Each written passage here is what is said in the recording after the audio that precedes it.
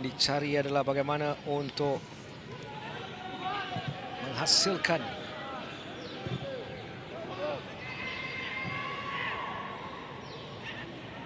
sesuatu di depan pintu gol.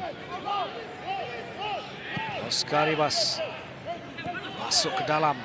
Cuba terus dari Oscar Ribas. Tampanan penting dari Sam Somerville.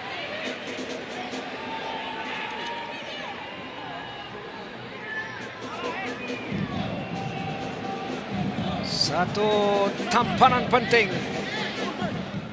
Menit ke-18. Pak Kwang Gil. Dari Pak Kwang Gil. Cubaan terus. Jaringan pertama.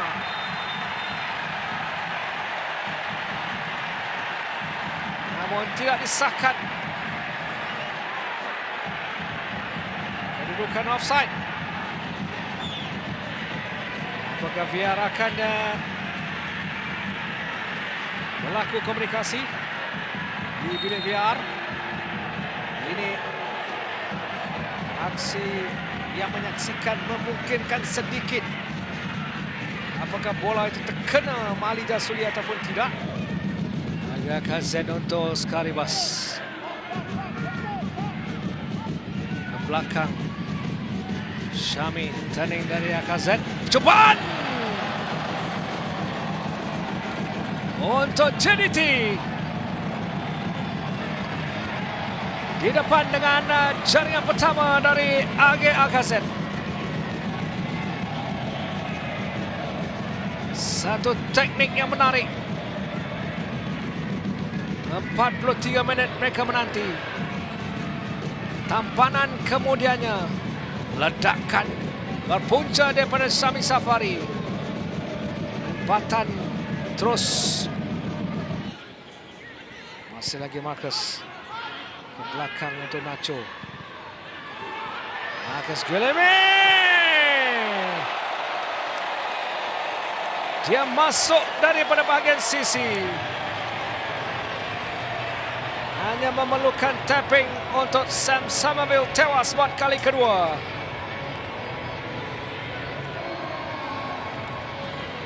Dia terus mencari pada ketika larian sudah pun dibuka oleh Marcus Guillemé. Untuk jaringan kedua buat Joe Darul Takzim.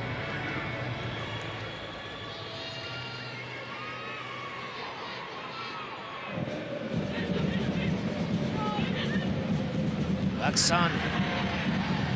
Untuk Akazet hantar ke depan. Dan penting dari Noel untuk Sam.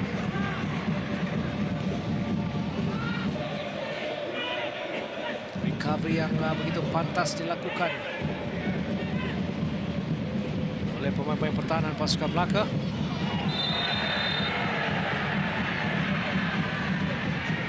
Pak Kwang Gil untuk Dino Kalasik.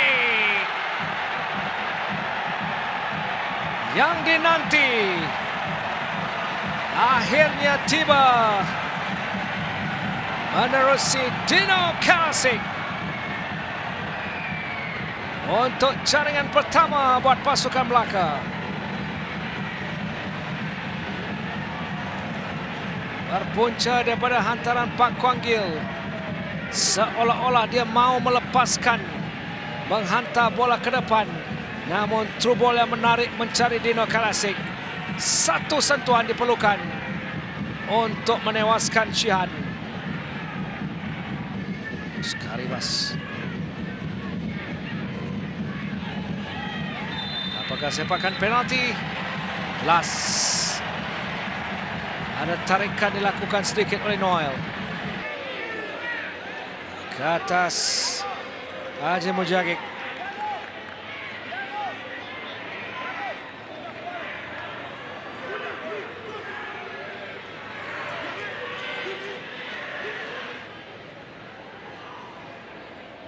Dia menang bola terlebih dahulu ataupun posisi itu dari awal ada tekanan ke arah Haji Mujagik. Apapun syabas kepada pengadil perlawanan kerana dia mengambil yang kedua untuk melihat VAR.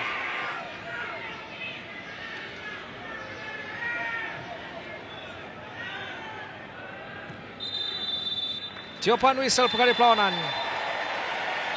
untuk JDT dengan kemenangan 2-1 menewaskan pasukan Melaka. Akazet minit ke-44. Marcus Guillemets di penghujung babak yang kedua.